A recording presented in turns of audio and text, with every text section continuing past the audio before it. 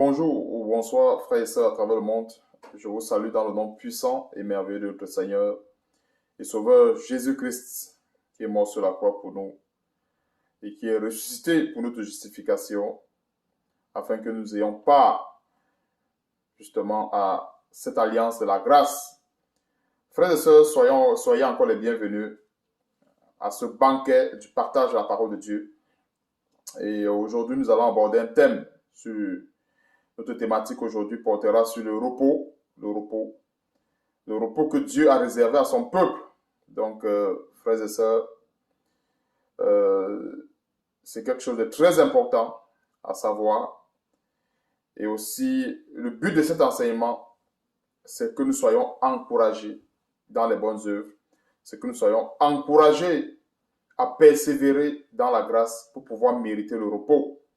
Donc, avant de commencer l'enseignement, nous allons nous procéder devant le Seigneur parce que la Bible nous recommande que quoi que nous fassions en parole ou en acte, nous devons le faire au nom de notre Seigneur et Sauveur Jésus-Christ. Donc, frères et sœurs, je vous convie, procédons-nous pour les femmes de se procéder, comme le dit 1 Corinthiens chapitre 11 au verset 5, que la femme doit prier toujours le Seigneur en se voilant, dont le voile n'a jamais été et ne sera jamais la chevelure de la femme. Donc, procédons-nous, frères et sœurs, devant le Seigneur, afin de lui remettre toutes choses, parce que la capacité dans ce que nous faisons ne vient pas de nous, mais elle vient du Seigneur. Donc, il est question de lui remettre toutes choses, afin que lui, il nous enseigne de par son Esprit Saint. Prions. Éternel, nous te bénissons, te rendons grâce, Seigneur, pour ce grand jour de partage. Oh Seigneur, merci pour ce grand thème que tu nous donneras d'aborder encore une fois de plus en ce moment.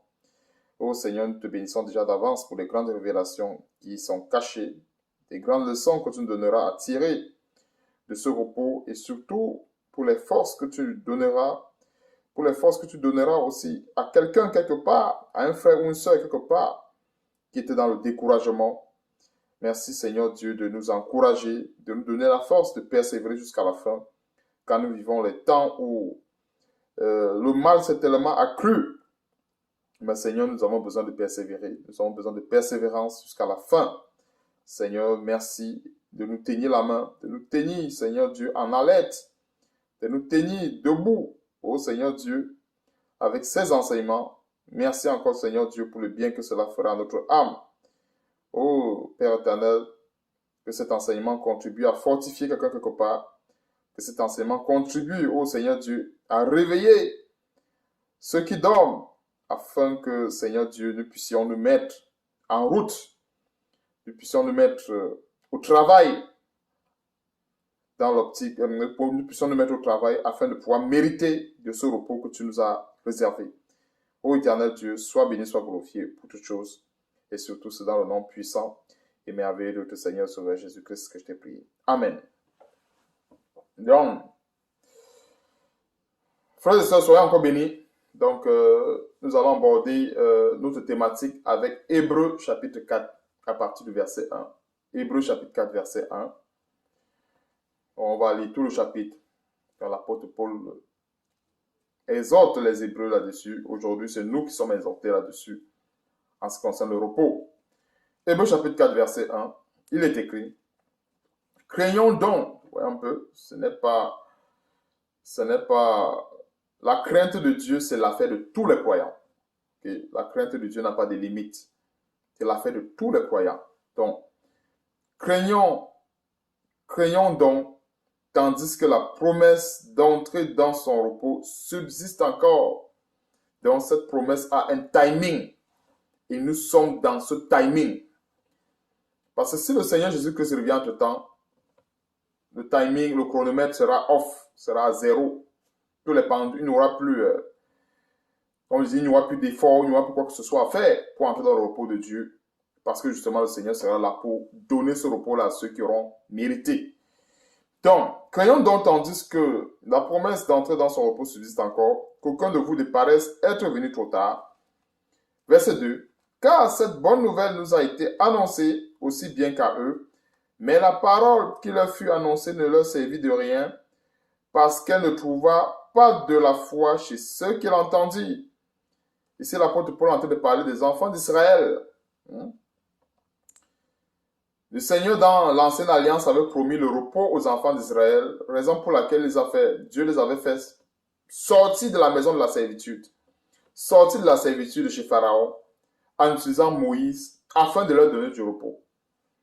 Donc, avant de commencer, je vais ouvrir une petite parenthèse à ce niveau.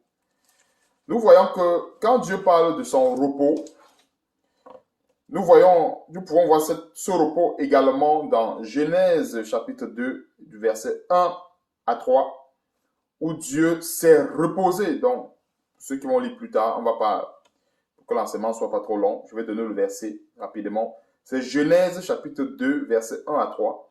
On va voir le repos dans ce chapitre, dans ces trois versets. Il est mentionné le repos que Dieu s'est donné. Dieu s'est donné un temps de repos après avoir créé toutes choses, après avoir achevé la création. Il s'est reposé. Et donc, comprenons bien que l'historique du repos, déjà, remonte dans la Genèse avec Dieu. Et après cela, nous sommes tombés, en fait, le repos encore, la Bible en parle chez les enfants d'Israël. Dieu a vu leur peine, Dieu a vu leur douleur, Dieu a vu tout ce qu'ils traversaient comme épreuve. Alors Dieu a décidé de les faire sortir de la servitude, de les faire sortir d'Égypte, afin de les mener au désert où ils devaient offrir des sacrifices à Dieu. Et plus tard, ils devaient bénéficier du repos. Donc, comprenons que c'est une notion qui reste et qui demeure d'actualité aujourd'hui. Donc, le repos n'a pas commencé seulement aujourd'hui, mais c'est une notion qui date de depuis. Et le repos commence déjà avec Dieu, parce que Dieu s'est reposé lui-même après avoir créé toutes choses. Et c'est pour cela qu'il nous l'enseigne aussi avec la marche des enfants d'Israël. Et c'est pour cela aussi qu'également aujourd'hui, il y a encore un autre repos qui est pour le peuple de Dieu. Continuons, frères et sœurs. Verset 3. Pour nous qui avons cru, nous entrons dans le repos, selon qu'il est dit, je jurais dans ma colère, ils n'entreront pas dans mon repos. Il dit cela, quoique ses œuvres eussent été achevées depuis la création du monde. Verset 4. Car il a parlé quelque part ainsi du septième jour, et Dieu se reposa de toutes ses œuvres le septième jour. Verset 5. Et ici encore, ils n'entreront pas dans mon repos. Or, puisqu'il est réservé à quelques-uns d'y entrer, et que ceux à qui d'abord la promesse a été faite n'y sont pas entrés à cause de leur désobéissance.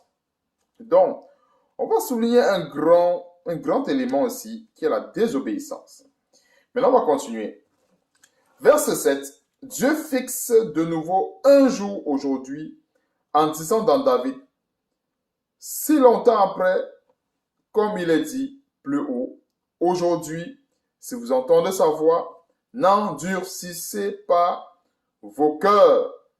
Donc, frères et sœurs, comprenons qu'aujourd'hui, il y a encore un repos qui est réservé au peuple de Dieu. Alors, l'historique de ce repos remonte,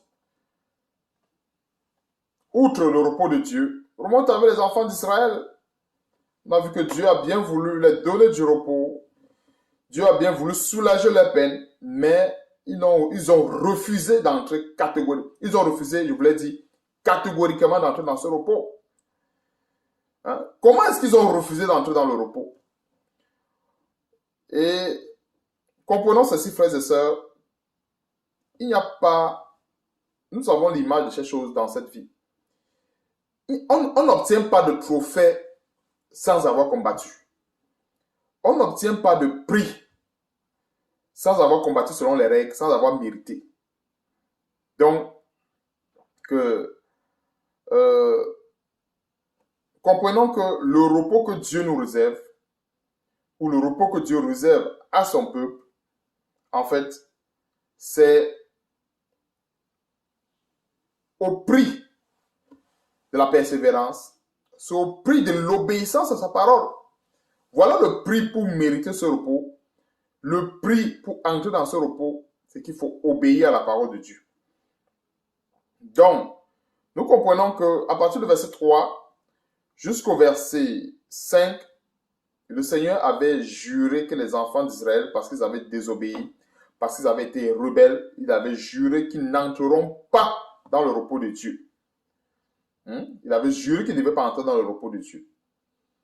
Mais ce repos encore était possible si nous pouvons jouir de ce repos aujourd'hui, par la grâce de Dieu bien sûr. C'est à cause de notre Seigneur Jésus-Christ.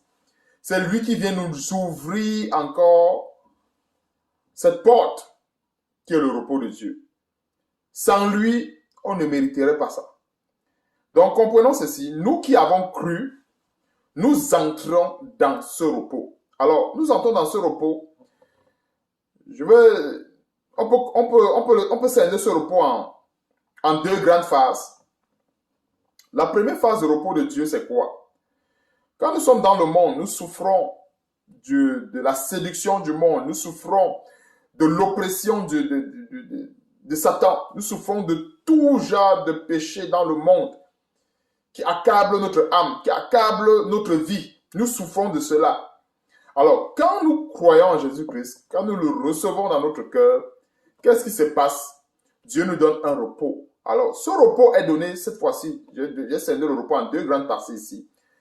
Alors, la première partie ici, ce repos est scindé ici comme la victoire. La victoire sur le péché est un repos. Mais malheureusement, il y a beaucoup de chrétiens qui refusent ce repos-là. Donc, comprenons, frères et sœurs, que la victoire sur le péché, la victoire sur la séduction, la victoire sur l'esprit du monde, la victoire sur toutes choses du monde, en fait, est un repos. Est un repos. On peut regarder, on peut observer les gens qui sont de ce monde qui ne sont pas en paix parce qu'ils n'ont pas expérimenté ce repos. Nous sommes dans la première partie. À savoir que quand nous recevons Jésus-Christ, quand nous l'acceptons comme Seigneur et Sauveur, nous entrons dans un repos. Un repos qui est beaucoup plus spirituel, bien sûr. Ça ne veut pas dire que... Je ne suis pas en train de dire qu'il ne faut plus travailler en tant qu'enfant de Dieu. Il ne faut plus travailler avec crainte et tremblement à son salut. Ce n'est pas ce que je suis en train de dire. Mais ici, je parle d'un repos qui est spirituel. Le fait que Jésus-Christ, notre Seigneur, nous a donné l'autorité sur les serpents, nous a donné l'autorité sur les scorpions, nous a donné l'autorité sur les maris de nuit, les femmes de nuit, sur les sorciers. C'est un repos. Parce que une personne qui est tribulée par tous ces esprits impurs n'a pas de repos, ne dort pas la nuit. Nous dormons paisiblement. Lorsque le chrétien normalement se couche, son sommeil est doux, il est paisible parce que Dieu lui a donné du repos. Du repos sous quelle forme? Dieu lui a donné le repos en lui donnant l'autorité sur les esprits impurs. C'est pour cela qu'il peut avoir l'autorité sur ces esprits et dormir en paix. Alors, celui qui n'a pas reçu le Seigneur ou la puissance du Seigneur ne va pas expérimenter ce repos-là. Donc, j'ai bien voulu qu'on comprenne le repos sur deux phases. Je reste encore dans la phase première pour dire que nous expérimentons aujourd'hui cette première phase du repos. Mais ce n'est pas de ce repos, en fait, dont il est question ici. En fait, ce n'est pas celui-là que Dieu nous a réservé en Jésus-Christ. C'est-à-dire que celui que Dieu nous a réservé plus tard en Jésus-Christ, il est plus grand. C'est vrai que cette première phase nous a aussi été réservée par Jésus-Christ. Mais ce qui est plus important, moi je voulais le dire ainsi, ce qui est plus important, ce qui est plus difficile, il faut que j'utilise le superlatif dans les mots, c'est celui qui est à venir. C'est-à-dire le repos en fait qui n'est pas de ce monde.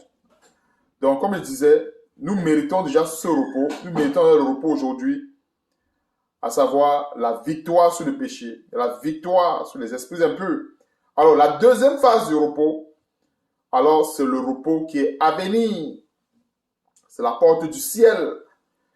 Parce que dans ce repos, il n'y aura plus de pleurs, il n'y aura plus de famine, il n'y aura plus de glacière, il n'y aura plus de douleur, il n'y aura plus de maladie, il n'y aura plus, en fait, de calamité. Alors, c'est ça le superlatif du repos et c'est la deuxième partie. Donc, quand Dieu fixe encore de nouveau un jour pour le repos, comme le dit le verset 7, il s'agit ici d'un repos, en fait, qui est comme le repos éternel, on va dire ça comme ça, notre repos éternel, notre grand repos, le repos pour ceux qui auront travaillé, et bien pour ceux qui auront persévéré jusqu'à la fin. Donc, verset 7, on va continuer. Dieu fixe de nouveau un jour aujourd'hui, en disant dans David, si longtemps après, comme il est dit plus haut. Aujourd'hui, si vous entendez sa voix, n'endurcissez pas vos cœurs. Verset 8. Car si Josué leur eût donné le repos, il ne parlerait pas après cela d'un autre jour. Il y a donc un repos de sabbat réservé au peuple de Dieu, car celui qui entre dans le repos de Dieu se repose de ses œuvres, comme Dieu s'est reposé des siennes. Donc, voilà donc le verset 10 nous donne le véritable repos. En fait, c'était la deuxième partie, comme j'ai scindé en deux parties. C'était ça le véritable repos que nous devons, en fait, ce repos auquel nous aspirons tous. Nous travaillons avec crainte et tremblement. On s'abstient de toute convoitise. Nous persévérons dans la prière, dans les enseignements, dans les exhortations de la parole de Dieu. Nous fuyons le péché plus que toute autre chose parce que nous voulons nous reposer comme Dieu s'est aussi reposé. C'est le plus important. C'est pour ça que quand j'ai mentionné la première partie, c'est un repos transitoire. En fait, on parle du repos tout simplement parce que ceux qui n'ont pas reçu le Seigneur Jésus-Christ ne sont pas en paix. Or, nous avons cette paix-là lorsque nous sommes en Christ. Donc, on va dire c'est une forme disons que c'est un repos. Hein? C'est un repos, mais notons que c'est un repos, un repos qui n'est pas permanent, on va dire ça comme ça. Je voulais dire un repos qui n'est pas éternel, autant pour moi. Un repos qui n'est pas éternel. Donc, c'est l'avant-repos, je vais dire ça comme ça. C'est la porte d'entrée, en fait, du grand repos. En fait, le repos, là, en fait, que Dieu a réservé à tout un chacun. Alors, comprenons ceci. Ce n'est pas parce que on meurt qu'on entre forcément dans ce repos. Je vais ouvrir une bonne parenthèse là-dessus. Parce qu'il y a beaucoup d'amalgame, il y a beaucoup de confusion là-dessus. Quand nous mourons, si on est mort véritablement en Christ, alors on peut aspirer à ce repos. Mais maintenant donc, pour les personnes qui ne sont pas mortes en Christ, il n'y a rien à faire. Donc ça ne servirait à rien quand quelqu'un meurt, on dit repose en paix, que la tête soit légère, etc. Cette personne n'aura pas de repos si elle n'a pas cru en Jésus-Christ, si elle n'a pas persévéré dans son alliance, c'est-à-dire dans l'alliance du Seigneur Jésus-Christ jusqu'à la fin. Cette personne ne se reposera pas. Alors, Dieu a fixé un repos et il a mis des bornes. Et quand je dis qu'il a mis des bornes, ça veut dire que ce n'est pas un repos qui s'arrache à tout va. Il faut bien que nous comprenions que Dieu a fixé le repos pour ceux qui auront combattu le véritable combat de la foi, le bon combat de la foi. Alors le repos n'est pas pour ces gens-là, mais pour ces chrétiens-là qui se vautrent dans le péché, qui continuent à se plaire dans la compromission, continuent à se plaire dans les choses du monde, et ils espéreront avoir le repos une fois qu'ils vont quitter cette terre, ou bien une fois que Dieu permettra qu'ils quittent cette terre. Non. Ce n'est pas parce que telle personne a fréquenté telle église, on dit, ah, elle était chantre, ou bien il était chantre et tout le reste. Certainement, là où il est à l'aise parce qu'il a servi Dieu. Non. Le service de Dieu n'est pas attaché à une dénomination. Le service de Dieu n'est pas attaché à un quelconque bâtiment. Le service de Dieu, c'est ce que nous... En fait, notre service, c'est entre nous et Dieu. Bien, le service de Dieu, c'est entre le croyant, frères et sœurs, entre le croyant et Dieu. C'est-à-dire quoi? L'extérieur peut en bénéficier, mais ça reste que c'est une relation entre le croyant et Dieu. Et c'est maintenant Dieu qui décidera à la fin, est-ce que tel a mérité ou il n'a pas mérité. Donc, ce qu'on peut dire, ça ne sert à rien de souhaiter un repos de l'âme à quelqu'un qui n'a même jamais reçu le Seigneur, à une personne qui a toujours été rebelle à la parole de Dieu. Quand nous souhaitons le repos à quelqu'un qui vient de mourir, qui n'a même jamais cru au Seigneur et tout le reste, non seulement cette personne est en train de parler aux esprits de mort, est en train de pratiquer la nécromancie, mais cette personne aussi également se séduit soi-même. Ce sont des paroles vides de sens, ce sont des paroles vaines. Alors nous les chrétiens ne sommes pas censés prononcer des paroles vaines. Nous sommes censés prononcer des paroles qui ont un sens. On ne peut pas souhaiter un repos à une personne, encore là, à un esprit de mort. Et du vivant de la personne haïssait Dieu. La personne persécutait même les croyants. Mais c'est à l'endroit de cette personne qu'on dépose des gemmes de fleurs où on a dit tu ne manqueras jamais, repose en paix et tout le reste. Le repos, notons ceci, frères et sœurs, le repos que Dieu réserve à son peuple, c'est uniquement pour ces chrétiens-là qui auront persévéré jusqu'à la fin. Maintenant, donc, on va mettre un point d'honneur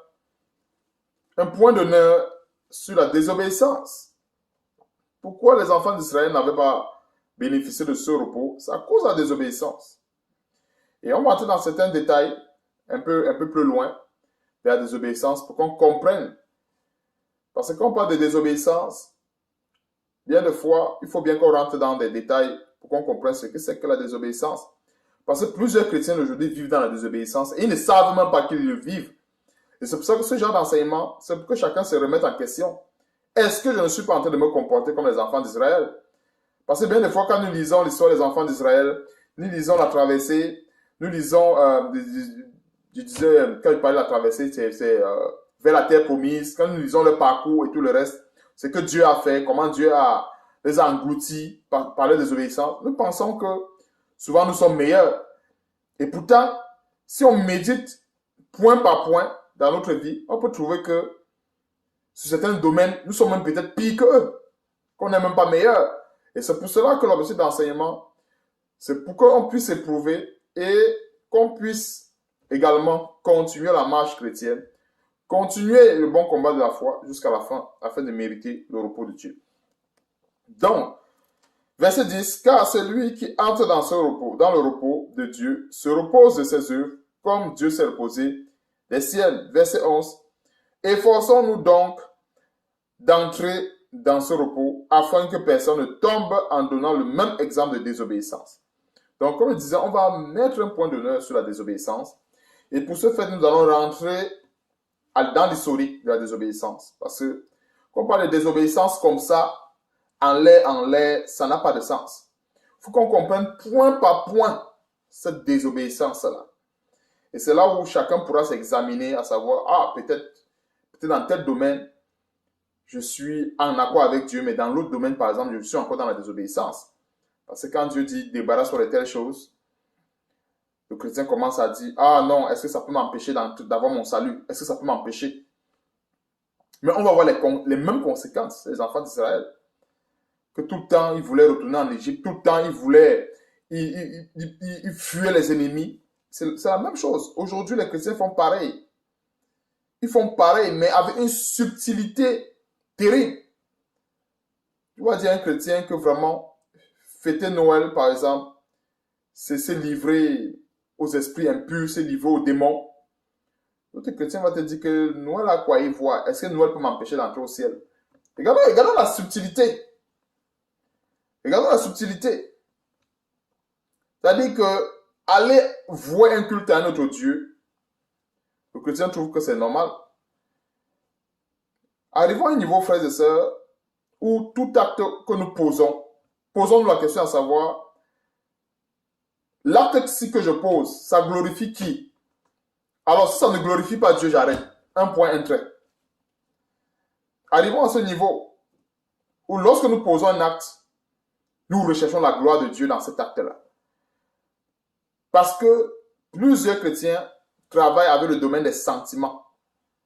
Non, vraiment, moi je pense que ça c'est vrai, c'est lié aux divinités sataniques, mais ça ne peut pas quand même empêcher, ou bien ça ne peut pas quand même empêcher un chrétien. Tu vois, ça c'est se séduire soi-même. Hein? Ça c'est se séduire soi-même. Qui te fait croire que ça ne peut pas t'empêcher? Qui te fait croire que ça ne peut pas te disqualifier de la course? Satan est rusé. Il est rusé.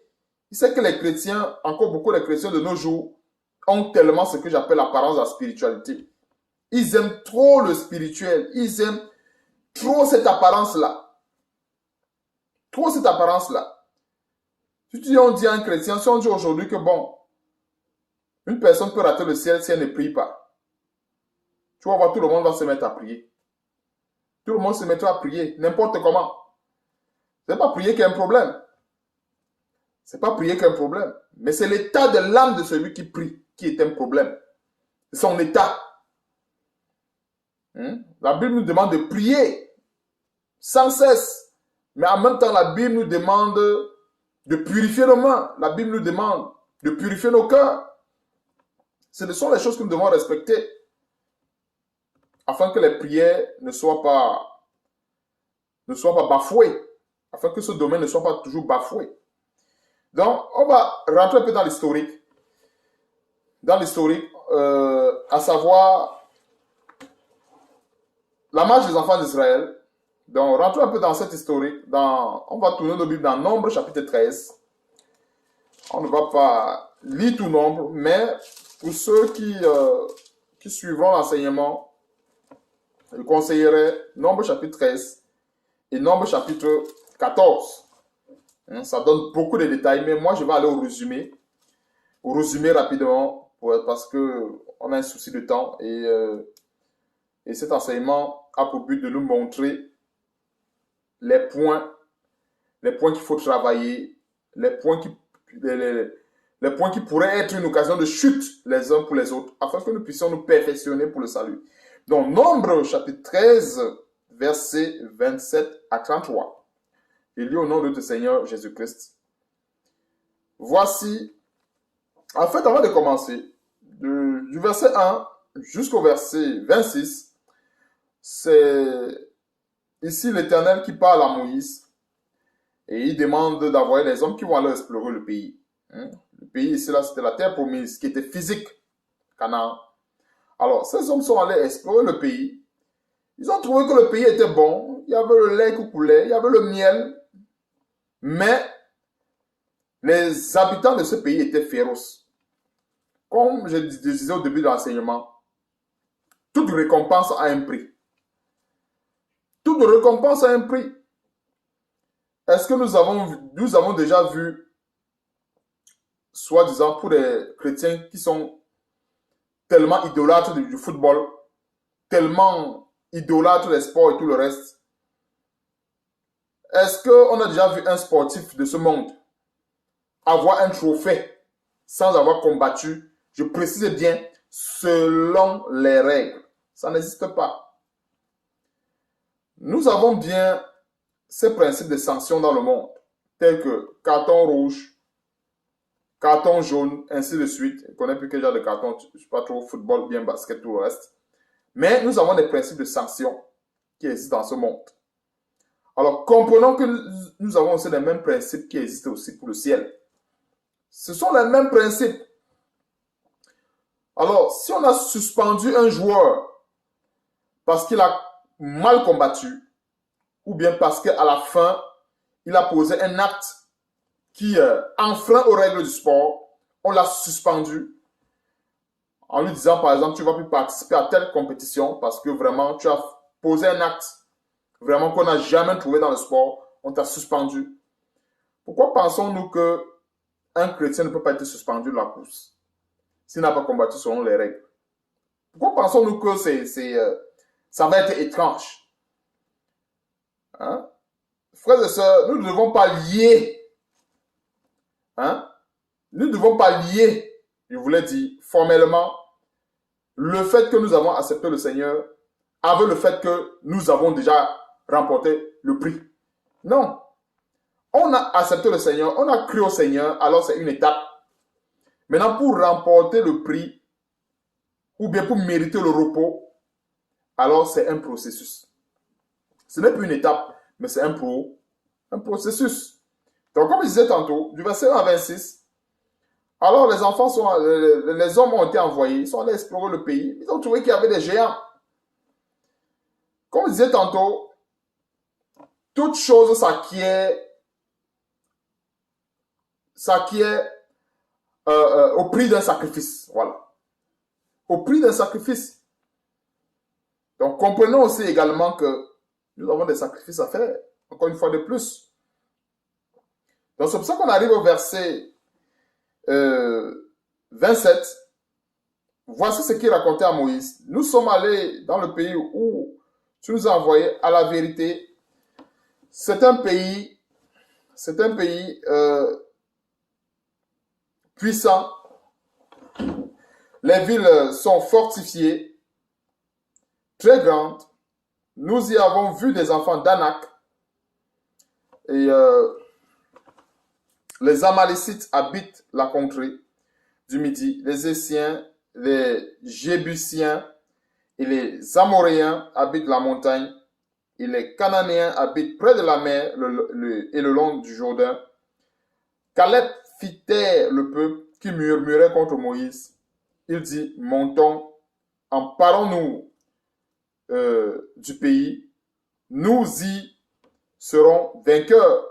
Verset 31. Mais les hommes qui étaient allés avec lui disent, nous ne pouvons pas monter contre ce peuple, car il est plus fort que nous. Et ils décrièrent devant les enfants d'Israël le pays qu'ils avaient exploré. Il dit, le pays que nous avons parcouru pour l'explorer est un pays qui dévore ses habitants. Tous ceux que nous y avons vus sont des hommes d'une haute taille. Verset 33. Et nous y avons vu les géants, enfants d'Anak, et de la race des géants. Nous étions à nos yeux et à leurs yeux comme des sauterelles. Donc, comprenons ceci, frères et sœurs. Le pays était ce pays-là où coulait le lait et le miel. C'était ça le repos que Dieu leur avait donné. C'est ça en fait aussi. Quand nous voyons l'Ancien Testament, le Nouveau Testament, ça n'a pas les mêmes, on va dire, je ne sais pas comment bien expliquer, ce ne sont pas les mêmes promesses. Les promesses ici là sont les promesses de la terre, tandis que nos promesses sont les promesses du ciel. Donc, mais en fait, les enseignements, les leçons à tirer sont pareilles. Donc, ce qui nous intéresse, ce sont des leçons. Parce qu'en fait, le même Dieu qui les a envoyés aller explorer le pays, le même Dieu qui les a donné ce pays comme repos, n'a pas changé dans sa manière de faire. Donc, raison pour laquelle, pour nous ici, ce sont des leçons. Et beaucoup plus, nous sommes en train d'ouvrir la parenthèse sur la désobéissance. Et le but de cet enseignement, c'est pour que nous comprenions, nous examinons. Est-ce que nous ne sommes pas dans la désobéissance quand nous faisons telle ou telle chose? Parce que beaucoup de chrétiens pensent que être dans l'obéissance de sa parole, c'est lire sa Bible tous les matins, aller à l'église, suivre les enseignements du pasteur. Ce n'est pas ça. Donc, on va rentrer dans le vif du sujet. Donc, nous comprenons qu'au verset 30, Caleb, pourquoi c'est Caleb a fait taire le peuple? Parce que ce peuple murmurait contre Moïse. Ce peuple n'était pas content. Il n'était pas content. Lorsque Dieu a dit à Moïse, voilà, ils vont explorer le pays et puis voilà ce qu'ils auront à faire là-bas. Ce peuple n'était pas content. Déjà, ils passaient tout le temps à murmurer contre Moïse. Ce ne sont pas les premiers murmures en passant. Et murmurer ici, ça veut dire quoi? Dans notre petit jargon, on va dire quand quelqu'un boude. Quand quelqu'un ne veut pas faire quelque chose, qu'est-ce qu'il fait? Il boude. Tu demandes à un enfant, par exemple, va me laver les assiettes. L'enfant commence à bouder. Non. L'enfant commence à parler dans sa gorge. Il ne veut pas. Alors, dans ces murmures, nous voyons ici l'expression d'une désobéissance criarde. Et beaucoup de chrétiens aujourd'hui murmurent aussi également. Murmurent. Il y a des murmures aujourd'hui aussi. Mais des murmures de manière subtile. Ce sont des murmures subtils. Très subtils. Donc nous comprenons que Caleb est l'image de ces chrétiens-là, qui sont ces chrétiens qui veulent faire la volonté de Dieu. Ces chrétiens-là qui ne fléchissent point les genoux devant les géants. Alors comprenons que ces géants dont parlaient ces hommes ici, ce sont les péchés. Et les plus grands géants que nous avons à combattre, encore une fois de plus, sont dans notre chair. Ces géants-là ne sont pas ailleurs. Les plus grands géants que nous avons dans nos vies sont dans notre chair. Et je vais rentrer encore dans les détails de pourquoi est-ce qu'il dit c'est dans notre chair. Beaucoup de chrétiens aiment beaucoup plus cette apparence de spiritualité. Prière, aller à l'église, lire la Bible et tout le reste. Mais sur le plan pratique, si ce chrétien ne tient pas une Bible, on ne saura pas qu'il est chrétien. Or, le but des enseignements, c'est pour que nous donnons le modèle de ce que nous sommes. Nous devons arriver à un niveau où on n'a pas besoin d'ouvrir la Bible pour qu'on sache qu'on est chrétien. C'est la fête de Noël, le chrétien fête. C'est la fête de Pâques, le chrétien fête. Les anniversaires, le chrétien est dedans. Les fêtes de ceci, il est dedans. Toutes les fêtes, il est dedans. Alors, toutes les fêtes païennes, le chrétien fête. Le païen fait aussi la même fête. Où est la différence? Si ce chrétien ne prend pas la Bible pour dire, il est écrit dans Marc, il est écrit dans Luc. Dans les fêtes, en quoi est-il différent de ce païen qui se comporte comme lui? Par exemple, les jalousies, les calomnies, les médisances, les œuvres de la chair, tout cela, ce sont des géants. Donc, comprenons que ces géants-là, que ces hommes avaient vus, pour nous aujourd'hui, ces mêmes géants sont dans notre chair. Et ce sont ces géants-là qui gardent beaucoup de chrétiens dans la désobéissance. Tel chrétien ne veut pas se dépouiller de telles choses parce qu'il veut satisfaire le géant qui est dans sa chair. Comprenons cela. C'est le même principe. Il dit bien c'est le même principe. Quand Dieu dit, il faut abattre ce géant, il faut abattre ces géants qui sont dans notre chair, qui nous poussent à nous rebeller contre la parole de Dieu. Mais qu'est-ce qu'on fait? On raisonne. Plusieurs vont dire, bon, est-ce que le voile, c'est un morceau de tissu pour les femmes? C'est seulement un morceau de tissu. Est-ce que ça peut m'empêcher d'avoir le cœur pur devant Dieu? Regardons comment les chrétiens raisonnent. Alors, dans ce raisonnement, c'est tout simplement parce qu'il y a un géant dans sa chair qui l'empêche d'obéir à la parole de Dieu. Et c'est la désobéissance. Et c'est pour ça qu'on va entrer dans les détails. On va comprendre que on n'est pas si mieux que les enfants d'Israël. Beaucoup pensent que parce que nous sommes dans la grâce qu'on est mieux qu'eux. Non. Dieu a dit, tu vas faire telle chose. Dépouille-toi de telle chose. Débarrasse-toi de telle chose. Le chrétien, la chrétienne dit que non, je ne me débarrasse pas de ça. Parce que ça ne change rien. Dieu regarde à mon cœur. C'est la désobéissance. La même désobéissance qui s'est passée avec les enfants d'Israël. Et je dis bien la même désobéissance. Et tout le temps, quand ils désobéissaient, qu'est-ce qu'ils disaient? Allons en Égypte. Non, non, c'était mieux l'Égypte. Et à chaque fois que nous voyons l'Égypte, c'est tout ce qui déshonore Dieu, tout ce qui désobéit à Dieu. Et beaucoup de chrétiens aujourd'hui aiment l'Égypte. Dans l'Égypte, on a des fêtes. Dans l'Égypte, on a des célébrations, des anniversaires et tout le reste. Dans l'Égypte, on a tout genre d'abomination. C'est l'Égypte. Donc, on ne va pas dire, retournons en Égypte.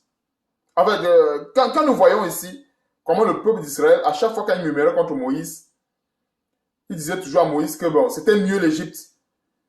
Plusieurs chrétiens tiennent le même langage aujourd'hui. Tiennent le même langage. Allons dans Nombre chapitre 14, on va lire du verset 1 à 10, rapidement. Toute l'assemblée éleva la voix et poussa les cris, et le peuple pleura pendant la nuit. Tous les enfants d'Israël murmuraient contre Moïse et Aaron. Et toute l'assemblée leur dit, que ne sommes-nous morts dans le pays d'Égypte, ou que ne sommes-nous morts dans ce désert? Pourquoi l'Éternel nous a fait aller dans ce pays où nous tomberons par les pays, où nos femmes et nos petits enfants deviendront une proie? Ne vaut-il pas mieux pour nous retourner en Égypte? Voilà ce que je disais tantôt. Donc, ces enfants d'Israël disaient qu'au lieu d'aller à la terre promise que Dieu avait dit, ou que le lait, le miel, en fait, ce qui se cache derrière la parole, c'est qu'ils ne voulaient pas combattre ces géants. Les chrétiens font pareil. Au lieu de combattre l'impudicité dans ma vie, mieux je m'en vais en Égypte en cherchant un verset qui dit que Dieu est amour. Voilà comment est-ce que beaucoup de chrétiens vont en Égypte sans le savoir. Je suis encore chrétien. Je me dis que je suis chrétien ou bien chrétienne. Mais ma vie, ce sont les boîtes de nuit, ce sont les bars. Et je me dis chrétien.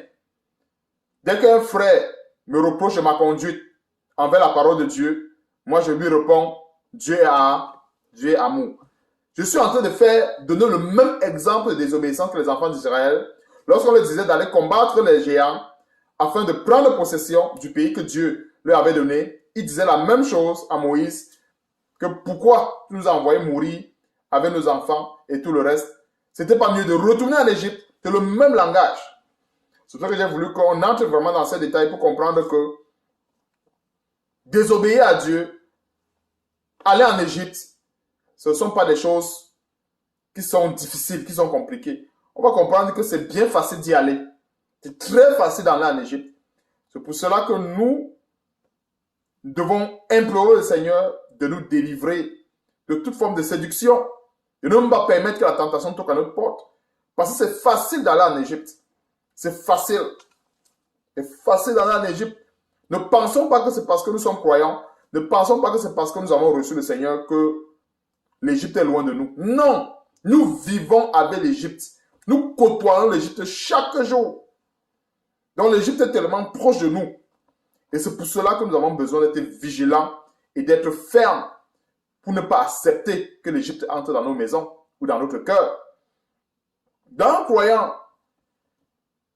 qui est encore dans ces choses, qui se dit croyant, et après, il se plaît dans les fêtes, dans les réjouissances mondaines. Il est en Égypte.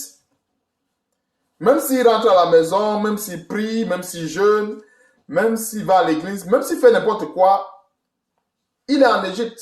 Il est parti en Égypte. Et le fait de partir en Égypte, c'est parce qu'à un moment donné, il est sorti de la couverture de Dieu, dit que non, j'ai besoin de me réjouir un peu, d'aller aussi un peu me détendre avec les amis, d'aller aussi un peu me détendre avec les camarades. Il va en Égypte. Donc,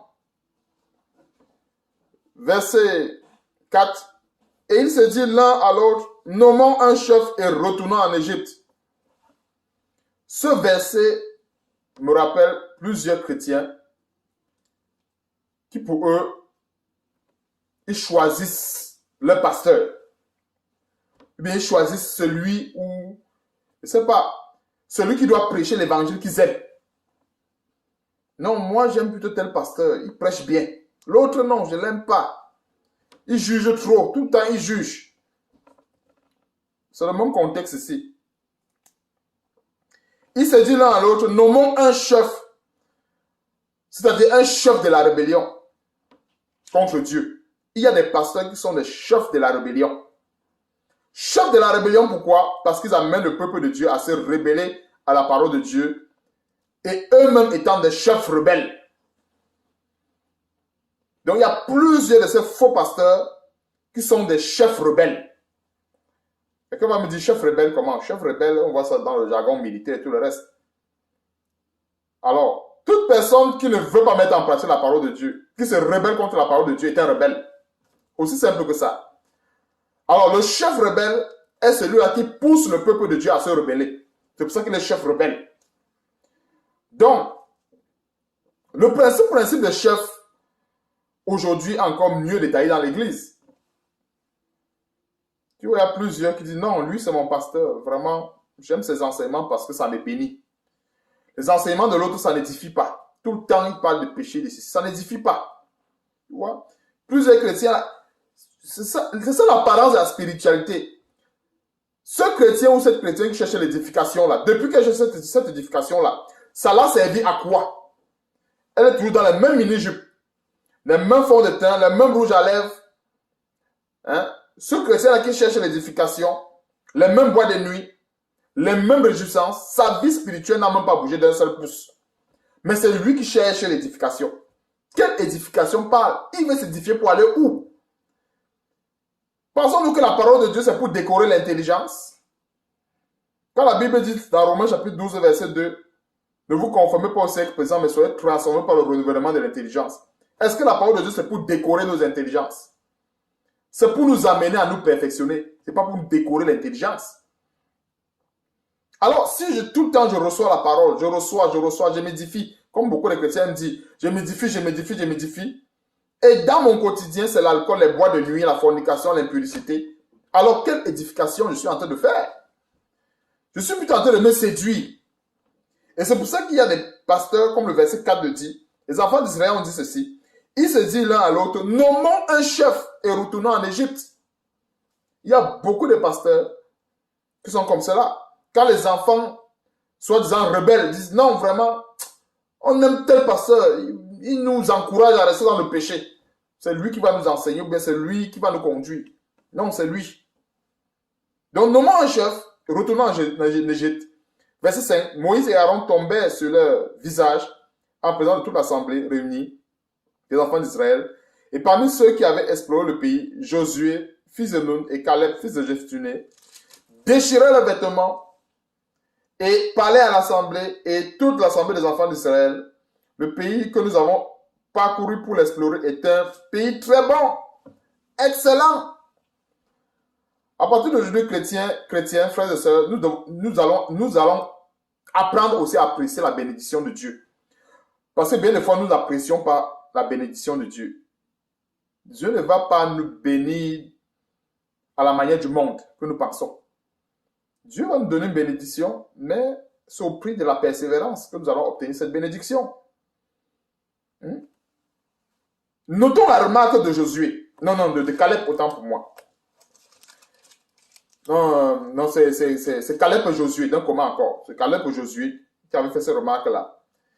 Le pays que nous avons parcouru, c'est-à-dire Caleb et Josué, pour l'explorer autant pour moi, est un pays très bon et excellent. Alors, les enfants d'Israël qui aimaient l'Égypte, des paresseux, ont décrit ce pays comme s'il y avait des géants, des ceci, les cela, les obstacles. Donc, ils n'ont vu que des obstacles. Ils n'ont pas vu le lait et le miel, mais ils n'ont vu que les obstacles.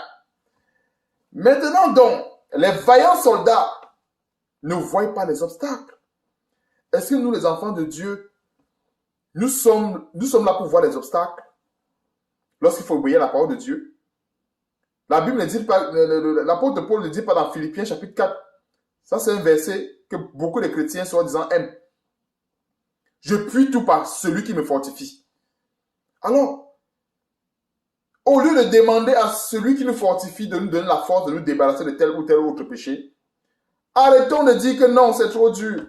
Arrêtons de dire que non, c'est vraiment, c'est dur, c'est jugé, c'est fait ci, c'est fait ça. Non.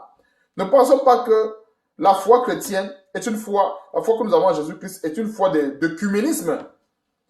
Nous devons arriver à un standard où l'évangile du Seigneur est prêché par les actes. Oui, prêché par les actes. Il faut le dire. Aujourd'hui, on connaît distinguer un musulman en route. Pourquoi est-ce qu'on ne peut pas distinguer un chrétien? Pourquoi? Quand c'est un musulman, on sait que voilà. Mais, si on met un païen en route, on dit, qui est chrétien? On voit un monsieur qui passe avec sa Bible, On voit un monsieur qui n'a pas de Bible et tout le reste. C'est sûr que celui qui est païen va pointer le doigt à celui qui a la Bible. Que non, c'est lui qui est chrétien. Et pourtant, nous devons arriver au standard où on n'a pas besoin de tenir une Bible. Nous devons donner ce parfum de chrétien, qu'on n'a pas besoin de tenir une Bible pour qu'on pense que, ou bien pour qu'on pense qu'on est chrétien, tout simplement. C'est ça le but de ces enseignements. En posant des actes qui sont concrets, qui fusent l'étonnement. On commence à dire non, je ne comprends pas. Celui-ci là, il ne comprend pas. Les autres aiment les fêtes, les autres aiment les boîtes de nuit, mais lui là, il est chrétien, on ne sait même pas sa part de chrétien. Il est quelle qualité de chrétien, on ne comprend pas. Les autres chrétiens, ils sont chrétiens, mais ils vont dans les boîtes de nuit, mais lui là, non. C'est ça, donner, répandre ce véritable parfum. Et nous sommes dans ce temps-là où, de plus en plus, les chrétiens sont confondus aux gens du monde. Ils sont confondus. On ne sait même plus qui est chrétien, qui n'est pas chrétien et qui n'est pas chrétien.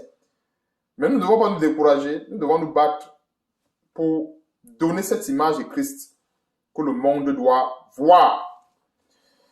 Donc,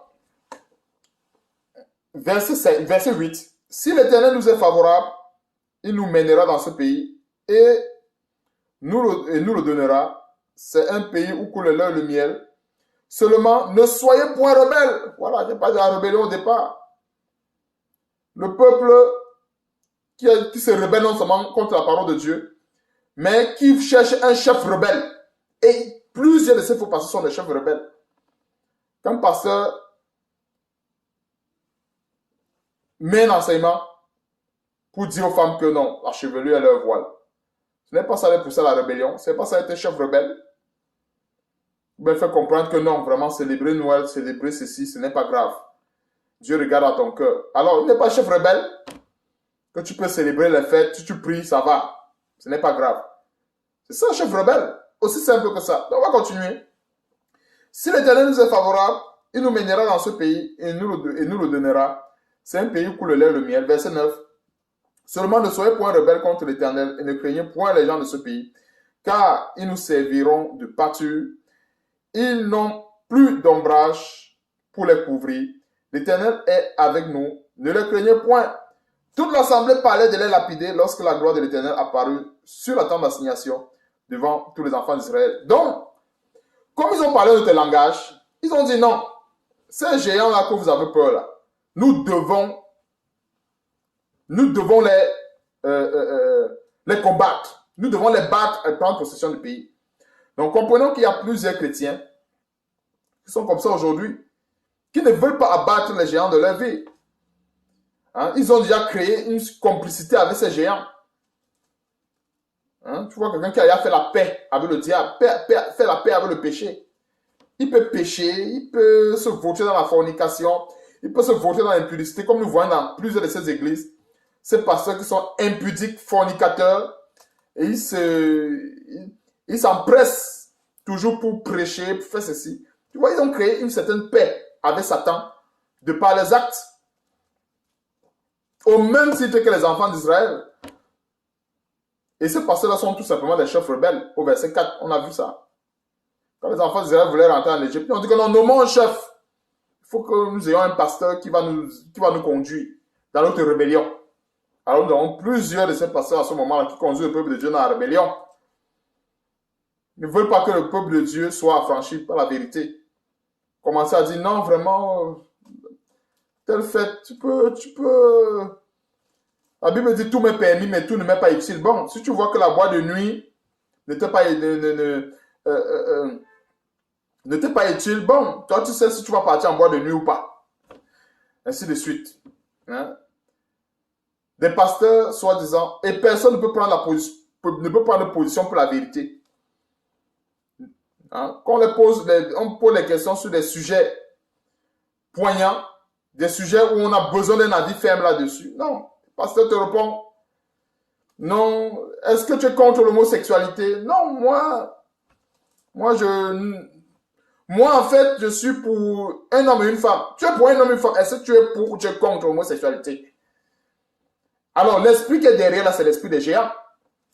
Et tous les chrétiens sont contre tous ces géants. Que ce soit les géants de l'homosexualité, ce soit les géants de la fornication, ce soit les géants de l'ivrognerie, tous les géants. Il n'y a pas qu'avec notre géant, on dit que non, vraiment, il peut continuer son travail, moi je fais ma part. Non, on ne crée pas la complicité avec Satan. Soit nous détruisons les œuvres, et il y avait beaucoup d'ordonnances comme ça que l'Éternel donnait à Moïse, à l'endroit du peuple de Dieu, que quand vous allez aller dans un pays, au lieu de vous procéder devant les statues, vous procédez devant les idoles, alors vous devez briser les statues, détruire les idoles. Et c'est quoi briser les statues, détruire les idoles aujourd'hui? C'est condamner les œuvres des ténèbres. Alors une personne qui ne veut pas avoir une idole de péché chez lui, il doit condamner cela fermement, avec la plus haute fermeté, frères et sœurs. Il ne s'agit pas qu'on te pose une question par rapport à la foi chrétienne. Commence à tourner. Non, bon, moi, pour ma part, je parle pour moi. Pour ma part, c'est bien d'avoir une relation avec... Nous sommes pour des couples hommes et femmes. Non, tu es pour les couples hommes et femmes. Est-ce que tu approuves l'homosexualité? Vrai ou faux? Il faut choisir un camp. Et voilà. Souvent, nous sommes dans des situations comme ça où Dieu permet que par l'épée de notre bouche, nous détruisons les géants. Non, je n'approuve pas l'homosexualité. Non, je n'approuve pas les abominations. Alors, avec l'épée de notre bouche, nous détruisons ces géants pour aller à la terre promise. Et ce n'est pas en détruisant ces géants que tu es en train de juger, frère. Nous sommes en train de juger. Non. On ne juge pas en donnant notre position ferme, qu'on est contre telle chose. On ne juge pas. La preuve en est qu'on n'empêche pas celui qui a choisi ça qu'il a choisi. Mais en ce qui concerne le véritable chrétien, il n'est pas question de dire que je tolère. On ne tolère pas. On est contre un point trait et on reste tranquille. Donc, voilà un petit détail dans le nombre que nous avons vu en ce qui concerne la désobéissance. C'était pour que nous comprenions que aujourd'hui, quand nous parlons de la désobéissance, quand plusieurs pasteurs, même à l'époque, quand ils suivaient les enseignements sur la désobéissance, on pointait toujours le doigt des enfants d'Israël. Oh, la désobéissance. Ils sont allés à la terre promise après 40 ans. Ils ont fait 400 ans quand ils sont sortis du pays d'Égypte, ainsi de suite.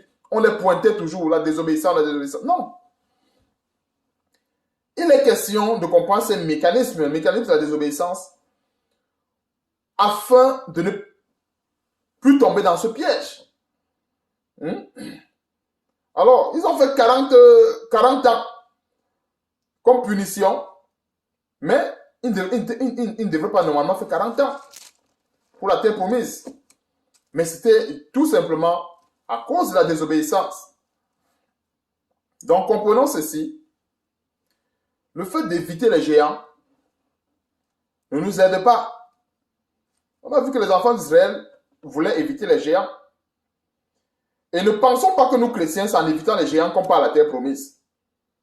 Il n'y a pas de zone tampon. Celui qui évite les géants, de combattre les géants dans sa vie, qui se disent qu'il est en train de rentrer en Égypte. On a vu ça avec Nombre chapitre 14, verset 1 à 10. Que les enfants d'Israël ont refusé qu'ils ne vont pas combattre les géants. Mais ils n'ont pas dit qu'ils restent là où ils étaient. Non. Ils ne vont pas combattre les géants, mais ils retournent en Égypte. Donc, comprenons ceci. Ce n'est pas parce que notre combat est spirituel aujourd'hui que quelqu'un va dire que non, je ne combats pas telle chose et il pense qu'il n'est pas en train de rentrer en Égypte. Non. Mon frère, ma soeur, sachons ceci. Celui qui refuse de combattre les œuvres des ténèbres, de combattre les œuvres infructueuses des ténèbres, comme le dit Éphésiens chapitre 5, verset 11, qui ne pense pas qu'il est en train d'aller vers la terre promise. Il est en train de reproduire le même acte de désobéissance en retournant en Égypte. Et plusieurs qui retournent en Égypte comme ça, en retournant, pour même retourner, ils cherchent même des pasteurs. On a vu toujours dans ce Nombre chapitre 14, comment est-ce qu'ils ont dit, nommons un chef. C'est-à-dire qu'un chef rebelle qui va nous entraîner dans la rébellion, qui va nous maintenir dans la rébellion contre Dieu et retournons en Égypte. Donc comprenons que le système de l'Égypte maintenant est très, très organisé. Le système de l'Égypte est vraiment très organisé. Et je parle de l'Égypte dans le corps de Christ. Je parle de l'Égypte sur le peuple de Dieu. Maintenant, le système de l'Égypte à l'extérieur, la Bible dit que c'est Dieu qui les juge. Nous n'avons pas à juger ceux du dehors, mais c'est ceux du dedans. Hein? C'est ceux du dehors, c'est Dieu. Mais maintenant, pour ceux du dedans, nous parlons de l'Égypte dans le corps de Christ. Non, vraiment, est-ce qu'on a besoin de dénoncer ça? Donne seulement la parole. Ils vont choisir si c'est vrai ou machin. Ils vont choisir. Non, non, non. L'épée de notre bouche, c'est pour combattre ces géants. Ce n'est pas pour dire que non. Si tu dis ça, ça serait comme si tu jugeais. Mieux, tu leur dis, ne faites pas ci. Ou bien mieux, tu leur donnes la bonne parole, ils vont choisir. Ils vont comprendre que l'autre enseigne mal, ils vont choisir la bonne parole. Depuis qu'on dit ça, est-ce que les chrétiens ont choisi le bon? Ils passent tout le temps à choisir le mauvais. Moi, je connais bien cette parole. Non, si tu commences à dire tel pasteur, tel ceci, machin, ça serait comme si tu cherches les problèmes, tu fais ceci, tu fais ceci, tu fais cela. Mais à un moment donné, tu donnes la véritable parole et la mauvaise parole. Il y a plusieurs chrétiens qui ne savent même pas quoi choisir. Surtout quand on parle de la désobéissance. Quand on parle de la désobéissance, chacun a sa part de conception de désobéissance. Je parlais encore une fois la dernière fois, lorsqu'on parle de péché là, le péché là a plusieurs conceptions. Chacun a conçu le péché à sa manière.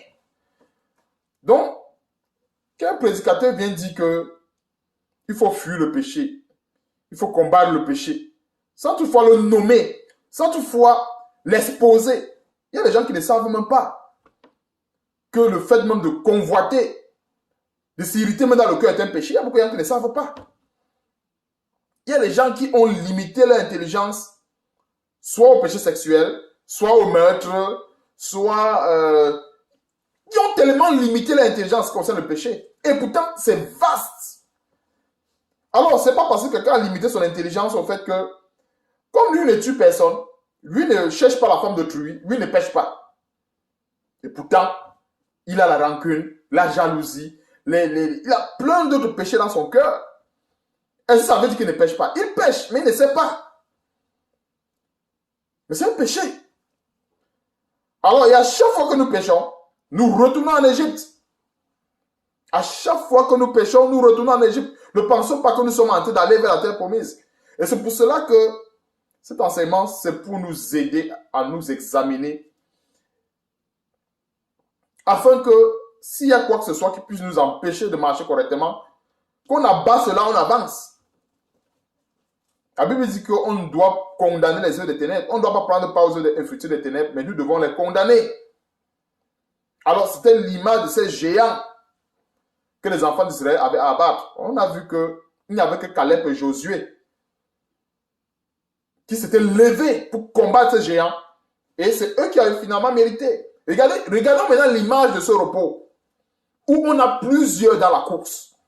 Alors, le fait que les enfants d'Israël soient sortis d'Égypte, c'est la même image avec nous chrétiens aujourd'hui quand nous acceptons le Seigneur Jésus-Christ. Alors, il y a combien de chrétiens, soi-disant, même ceux qui ont accepté le Seigneur même sous des mauvaises bases, c'est-à-dire accepter le Seigneur pensant que le Seigneur va donner des bonbons, des biscuits et tout le reste. Il y a combien qui rentrent dans la course? Ils sont nombreux. Mais pensons-nous que c'est parce que nous sommes rentrés dans la course 100 que nous allons arriver peut-être 80 ou 90. Détrompons-nous. Nous avons l'exemple des enfants d'Israël. Ils étaient combien? Que la terre s'est ouverte. Ils ont été engloutis à cause de leur désobéissance, à cause des murmures. Dieu dit allez. Ils disent non, on ne part pas. Dieu dit encore aujourd'hui aux chrétiens, débarrasse-toi de telles choses. Dieu dit encore aux chrétiens que par exemple, ces multiples célébrations qu'il y a dans le monde, je ne suis pas dedans. Des chrétiens disent que non, tu n'es pas dedans, mais ce n'est pas grave. Ce n'est pas grave, ça ne peut pas m'empêcher d'aller au ciel. Qui te fait croire que ça ne peut pas t'empêcher? Qui te fait croire que ça ne peut pas t'empêcher? Ne flirtons pas avec le diable. Frères et sœurs, ne flirtons pas avec le diable. Quelqu'un va dire, ah, c'est écrit où que la fête de Noël, il y a eu a fait tomber un serviteur de Dieu et tout le reste. Ne flirtons pas avec le diable. Ne tentons pas Dieu. Ne pas te voter dans quelque chose de mordicus parce que tu es tellement spirituel, tu as tellement l'onction, la puissance et tu penses que ça ne peut pas te renverser. On avait souvent l'habitude de dire que souvent, la peau de banane, la simple peau de banane qu'on lance au sol là, tu t'amuses, tu marches sur une peau de banane, ça va te renverser. La peau de banane représente quoi? Quelque chose de rien du tout. Ne pensons pas que ce qui peut renverser une personne, c'est quelque chose de géant. Quand c'est grand, on voit, on esquive. Mais quand c'est minuscule, on dit, ah, ça peut me faire quoi? On bascule comme ça avec le pied. Et alors là, la morsure qu'on va recevoir peut être mortelle à ce moment-là. Donc, frères et sœurs, c'est pourquoi nous comprenons que la désobéissance telle que nous voyons, il faut toujours faire l'autopsie de ce genre de choses pour qu'on comprenne que c'est quelque chose qui est profond. Et le but de Satan, c'est de banaliser ces choses. C'est que ça soit... On fait du superficiel, tu vois, des enseignements superficiels. Quand on parle du péché, on traverse vite. On parle de la désobéissance, on traverse vite. Mais quand on parle de l'onction, on fait des heures dessus. Quand on parle de délivrance, on fait des heures dessus. Quand on parle de l'œuvre de la croix, de la justification et tout le reste, tout ce que Jésus a fait sur la croix, on fait des heures. Je suis pas en train de dire qu'on ne doit pas faire, on doit pas s'édifier là-dessus. Mais je suis en train de dire qu'en fait, remarquons ceci, que de plus en plus, quand ces soi-disant enseignants la parole de Dieu, quand ils parlent du péché, on tout simplement dit, telle chose nous permet de combattre le péché. Et puis, il traverse. Mais le péché, là, chacun a conçu ça dans sa tête comme... C'est-à-dire, chacun a conçu. Tu vas voir quelqu'un qui est assis là, il écoute cet enseignement, il pêche dans son cœur, il ne sait pas qu'il est en train de pécher. Donc, bien de fois, des choses comme ça, nous avons besoin de creuser. Parce que le but, c'est que nous entrons dans ce repos. Le but, c'est que nous combattons ces géants afin d'y avoir part. Et ne pensons pas qu'on va avoir part au repos sans avoir combattu les géants. Donc le chrétien qui prend son épée, il dit que non, je mets ça dans ma poche. Ou bien non, il voit les géants, il met ça derrière. Comme ça. Non. Spirituellement parlant, si nous ne combattons pas ces géants, alors ils vont nous combattre. C'est clair. Et Satan a ses manières de combattre. Il combat subtilement. Commence à dire non, ne parle pas comme ceci. Non. Demande seulement aux gens de prier. Tu demandes à quelqu'un de prier quand cette personne peut prendre l'autorité sur son corps de fuir la fornication. Prier quoi? Pour chercher quoi? Donc, c'est tout pour que nous comprenons en profondeur ce que c'est que la désobéissance et le péché. Comme je disais tantôt, beaucoup de chrétiens, aujourd'hui, chacun a eu sa part de conception. Même dans le monde, on sait que le péché est mauvais. Mais ce n'est pas ça qui empêche les gens de pécher. Même les chrétiens savent que le péché est mauvais. Mais ce n'est pas ça qui les empêche de pécher. Donc, tant que cela ne sera pas exposé comme il se doit, plusieurs vont continuer de pécher. Même le fait de se rebeller contre un commandement de Dieu, c'est un péché. Je prends tout simplement un simple exemple, comme les gens aiment souvent banaliser les choses, tout le reste. Dieu dit ceci, par exemple, à une femme, avant de rentrer dans ma présence, voile-toi. Elle commence à dire non, Dieu regarde au cœur et tout le reste, quitter là-bas. Voilà la rébellion. Et on peut multiplier les exemples comme ça par millième et par centaines et tout le reste. Il y a plusieurs. Donc, demandons au Seigneur vraiment la force d'être fidèle, d'être vraiment fidèle et d'être obéissant à sa parole. Parce que ne pensons pas que c'est quelque chose qui est facile. Non. Comprenons que ce renouvellement de l'intelligence est un processus également. C'est un processus. Ne pensons pas que nous sommes arrivés au niveau où des tops. Non. Dieu nous enseigne encore, Dieu nous amène encore à renouveler notre intelligence au fur et à mesure. On va au verset 12. Hébreux chapitre 4, verset 12. On va revenir. On en a terminé avec Nombre chapitre 14. Mais c'est même mieux de lire tout le chapitre. Chapitre 13, chapitre 14, c'est vraiment... Il y a beaucoup de grandes leçons, beaucoup de grandes révélations là-dessus. Par rapport à la désobéissance, par rapport au péché, par rapport à ce que Dieu a, comment Dieu les a traités. Aujourd'hui, on va te dire Dieu est amour. Il y a plein de prophéties qui nous parlent de la colère à venir. Tous ceux-là qui seront restés dans la rébellion ne vont pas échapper à la colère de Dieu. C'est le même Dieu qui est amour là, qui doit déclencher sa colère. C'est le même Dieu, ce n'est pas un autre Dieu. C'est pour que nous comprenons. Alors, cet enseignement, c'est pour exposer la désobéissance, exposer le péché. Comme je disais tantôt, c'est quelque chose qui est tellement... Ouais, c'est super pasteur spirituel. Quand il parle du péché, s'il enseigne pendant 4 heures de temps, 5 heures de temps, regardons bien, frères et sœurs, s'il parle du péché, il va parler du péché peut-être pendant au trop 10 minutes ou même 5 minutes. Et le moment où il parle du péché, même, il survole comme ça, il survole. Il n'entre pas dans les détails. Parce qu'il a peur que les gens vont fuir son église. Parce que s'il commence à dénoncer ces sœurs qui mettent plein de fausses choses sur la tête et tout le reste, elles vont partir. Dénoncer leurs accoutrements, ainsi de suite. Elles vont partir. Il sait. Donc, quand on fait un enseignement, 5 heures de temps, s'il parle même de péché, parce que plusieurs ne parlent même pas du péché, s'il parle du péché, il survole ça rapidement. Mais quand il parle de posséder les portes, de posséder les ministères, ils vont faire des heures et des heures là-dessus. Quand il parle de soi-disant révélation des anges et tout le reste, ils vont faire des heures et des heures là-dessus. Donc, verset 12, frères et sœurs, achevons cela.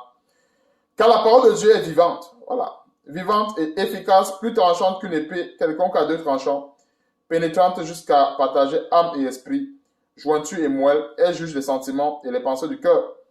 Donc, comment pouvons-nous juger l'efficacité de la parole de Dieu et le tranchant de cette parole si on n'utilise pas contre les œuvres des ténèbres? Comment on va juger cela? Est-ce que c'est seulement efficace ou tranchant lorsque le chrétien reste dans son coin et qu'il a les situations, il va seulement pour prier, pour dire que je brise ceci, je brise cela. Il sera en train de briser cela en vain parce qu'il ne pourra même pas les briser. Quelqu'un qui a fait la paix avec les démons, est-ce qu'il peut encore les combattre? Non! Hein? Plusieurs prient et leurs prières résonnent comme ceux des fils de Séba. Tu pries et le lendemain, Satan t'afflige encore. Il t'afflige plus parce que normalement, tu as fait l'alliance avec lui et tu veux le combattre. Ça ne marche pas. Les amis ne se combattent pas. Les amis s'entendent. Hein? Les amis s'entendent, frères et sœurs. Donc, on va continuer. Car la parole de Dieu est vivante, efficace, plus tranchante qu'une épée quelconque à 2 tranchants, pénétrante jusqu'à partager âme et esprit, jointure et moelle. Elle juge les sentiments et les pensées du cœur. Nulle créature n'est cachée devant lui, mais tout est à nu et à découvert aux yeux de celui à qui nous devons rendre compte. Verset 14. Ainsi, puisque nous avons un souverain sacrificateur qui a traversé les cieux, Jésus, le Fils de Dieu, demeurons fermes dans la foi que nous professons. Nous avons besoin de demeurer fermes. Comme je disais tantôt, il y a plusieurs versets qui parlent de la fermeté. Alors, si la Bible nous parle de fermeté et encore fermeté, c'est parce que c'est facile de trébucher. Si c'était évident de rester debout, on n'aurait pas parlé de fermeté. Nous devons demeurer fermes parce qu'à un moment donné, le relâchement va venir.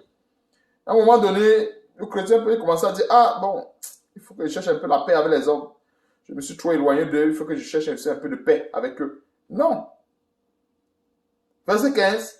Car nous n'avons pas un souverain sacrificateur autant pour moi, qui ne puisse compatir à nos faiblesses. Au contraire, il a été tenté, comme nous en toutes choses, sans commettre de péché. Alors, si nous avons des faiblesses, au lieu de se reconforter dans ces faiblesses, allons vers le souverain sacrificateur. Demandons au souverain sacrificateur qui est notre Seigneur Jésus-Christ de nous aider dans nos faiblesses. C'est la chose la plus simple. Plusieurs chrétiens ont des faiblesses, mais ils s'appuient sur ces faiblesses, ça devient leur force. Tu as une faiblesse par rapport au péché, ne t'inquiète pas, demande au Seigneur la force de pouvoir surmonter ces faiblesses. L'idéal, c'est qu'on n'ait pas de faiblesse, qu'on n'ait aucune faiblesse. C'est ça l'idéal. Mais s'il y a encore des faiblesses, à qui devons-nous nous adresser? Au souverain sacrificateur, à notre Seigneur Jésus-Christ, via Dieu, qui est son Père, lui demandant la force de nous aider à surmonter nos faiblesses. La faiblesse ne sera jamais la force. Alors, si on a la faiblesse quelque part, au lieu de se séduire soi-même en disant que Dieu comprend, au lieu de se séduire soi-même en disant que non, est-ce que ça peut m'empêcher d'aller au ciel? Au lieu de se séduire soi-même en disant que non, je vais prier, je vais anéantir ça. Au lieu de se séduire soi-même par tout genre de faux raisonnements, c'est mieux d'aller vers le souverain sacrificateur, sincèrement, demander la force pour se débarrasser de toute faiblesse. C'est pour ça que le verset 15 dit, car nous n'avons pas un souverain sacrificateur qui ne puisse compatir à nos faiblesses. Au contraire, il a été tenté comme nous en toutes choses. Alors, si nous sommes dans la tentation et que nous sommes faibles pour surmonter la tentation, demandons la force à Dieu. Dieu nous donnera la force de surmonter la tentation. C'est clair. Verset 16. Approchons-nous encore une fois de plus. Approchons-nous donc avec assurance du trône de la grâce afin d'obtenir miséricorde et de trouver grâce pour être secouru dans nos besoins. Mais comprenons ceci, on ne peut pas s'approcher avec assurance lorsqu'on écorche la parole de Dieu. Lorsqu'on vit dans le péché, on ne peut pas s'approcher avec assurance. Frères et sœurs, c'est impossible que les chrétiens ne se séduisent, que les soi-disant chrétiens ne se séduisent pas. Lorsque un chrétien marche avec Dieu, lorsque un chrétien chemine avec Dieu dans la grâce, alors il acquiert ce que j'appelle une assurance. Parce que Dieu marche avec lui en l'ouvrant le chemin. Dieu marche avec lui en lui donnant les victoires. On va faire un petit flash pour comprendre cela dans 1 Timothée chapitre 3, verset 13. Plusieurs diront, qu'est-ce que celui-là est en train de dire? 1 Timothée chapitre 3, au verset 13. 1 Timothée chapitre 3, verset 13. Il est écrit, car ceux qui remplissent convenablement leur ministère s'acquièrent un rang honorable et une grande assurance dans la foi en Jésus-Christ. Alors, 1 Timothée chapitre 3, au verset 13, nous montre que, avant de continuer, ça c'est une petite parenthèse que j'ai ouverte pour qu'on comprenne ce volet assurance. Ça c'est pour qu'on comprenne le volet assurance. Donc, ça c'était typiquement dans le cas des évêques que ce verset a été donné. Mais comprenons qu'on peut aussi l'étendre chez tous les chrétiens. Tant pour moi, on peut étendre ce verset chez tous les chrétiens. À savoir, qu'on dit ceux qui remplissent convenablement, autant pour moi, leur ministère, il s'agit aussi de toute personne qui obéit à la parole de Dieu. Il s'agit aussi de toute personne qui plaît à Dieu par ses actes qu'il pose. Alors, si quelqu'un plaît à Dieu dans ses actes qu'il pose, si quelqu'un obéit convenablement à la parole de Dier, se débarrasse de tout souillure, se débarrasse de toute œuvre des ténèbres, alors cette personne va acquérir de la part de Dieu un rang honorable et une grande assurance dans la foi en Jésus-Christ. Et c'est pour ça que je disais tantôt que une personne qui se vautre dans la désobéissance, une personne qui se vautre dans la rébellion, ne va pas s'acquérir ce rang honorable ni cette grande assurance. Donc voilà pourquoi est-ce que je disais tantôt que quand le verset 16 nous dit « Approchons-nous donc avec assurance ». Un chrétien ne peut pas s'approcher avec assurance du trône de la grâce avec plein de péchés. C'est impossible. Aujourd'hui, il y a ce que j'appelle de l'assurance diabolique. C'est-à-dire, je dirais même ça, c'est tenter Dieu. Quelqu'un sort de forniquer, de pécher, mais il va soi-disant dans son église, ou bien il va soi-disant dans son hôtel. il se met là, il dit qu'il prie, il dit qu'il fait ceci. Non. On comprend vers qui s'approche. C'est clair qu'il ne peut pas s'approcher de Dieu avec la souillure. Parce que la Bible dit, les péchés, c'est ça qui met un mur de séparation entre nous et Dieu. Donc ce n'est pas parce qu'un chrétien vient devant, il prie, il crie, que Dieu l'entend. Non. S'il y a le péché va faire la séparation. Donc le verset 16 est profond. Approchons-nous donc avec assurance. Donc je mettais donc un petit point de données là-dessus en disant que ce n'est pas l'assurance diabolique. Parce que l'assurance diabolique nous rapproche de Satan, pas de Dieu. Et on a vu dans 1 Timothée chapitre 3 verset 13 que ceux qui remplissent convenablement leur ministère. Il faut noter cela. Les deux versets, il faut les mettre ensemble pour comprendre ce que c'est que cette assurance. Parce que beaucoup de chrétiens pensent que c'est le fait. Ils disent je suis sûr, je suis convaincu, je suis sûr. Non, c'est pas ça. La véritable assurance s'acquiert lorsqu'on remplit convenablement son ministère. La véritable assurance s'acquiert lorsqu'on obéit à la parole de Dieu. S'il faut que j'élargisse la parenthèse chez tout le monde, chez tous ceux qui ont reçu le Seigneur. Alors, c'est chez ceux-là qui obéissent à la parole de Dieu que Dieu va leur donner cette assurance. Alors, je donne un exemple simple pour qu'on comprenne bien ce volet encore, une fois de plus. Une personne qui obéit à la parole de Dieu, qui plaire à Dieu, Dieu permettra que cette personne aille comment? De victoire en victoire.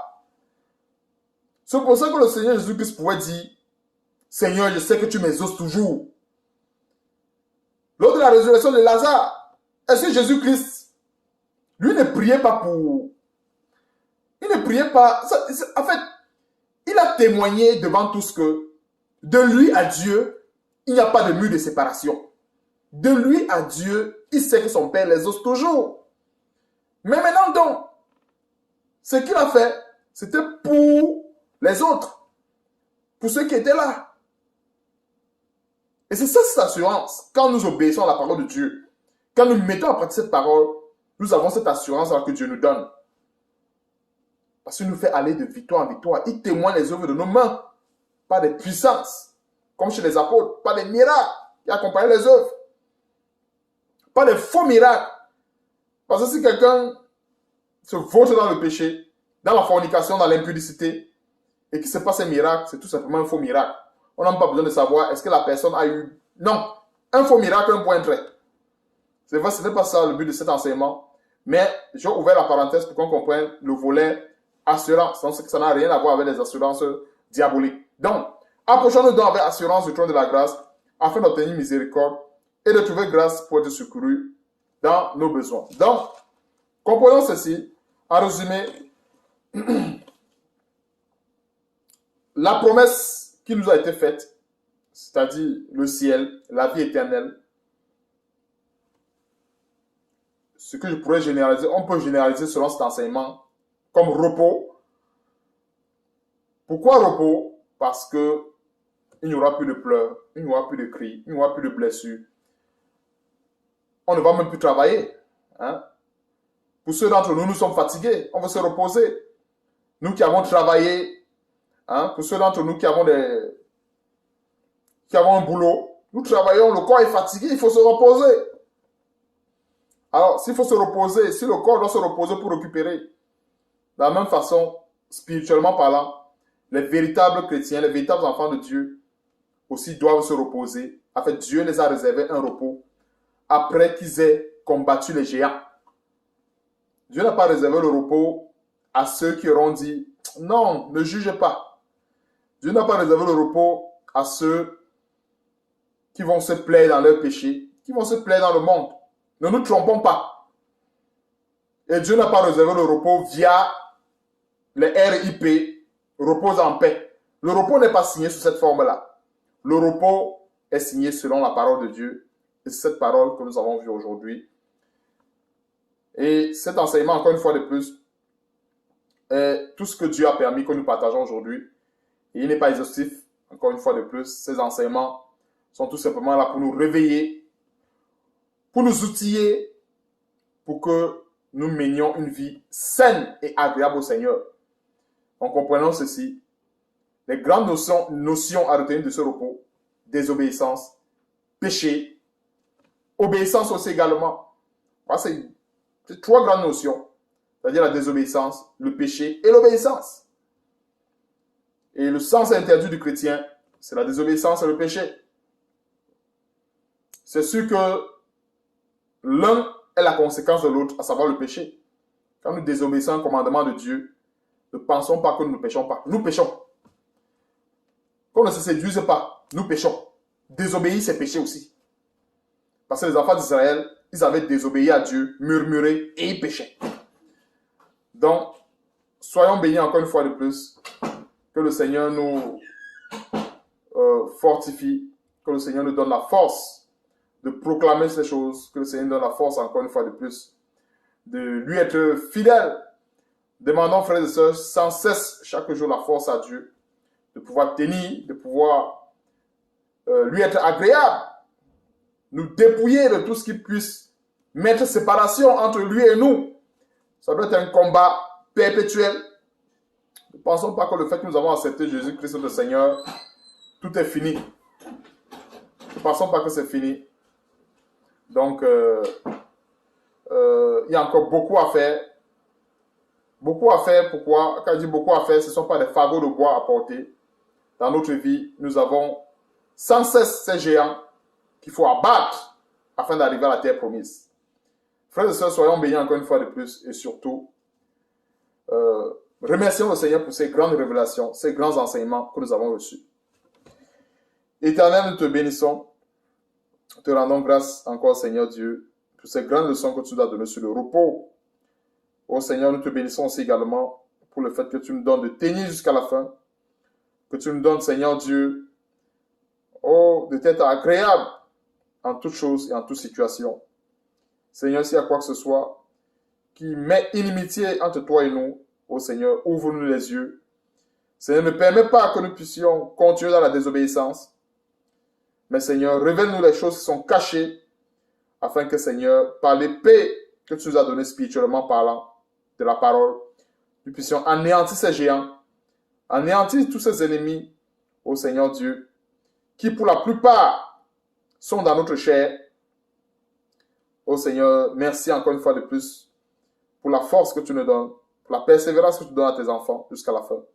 Sois béni, sois glorifié pour tout, et surtout c'est dans le nom puissant de notre Seigneur Sauveur Jésus-Christ que je t'ai prié. Amen. Bye bye.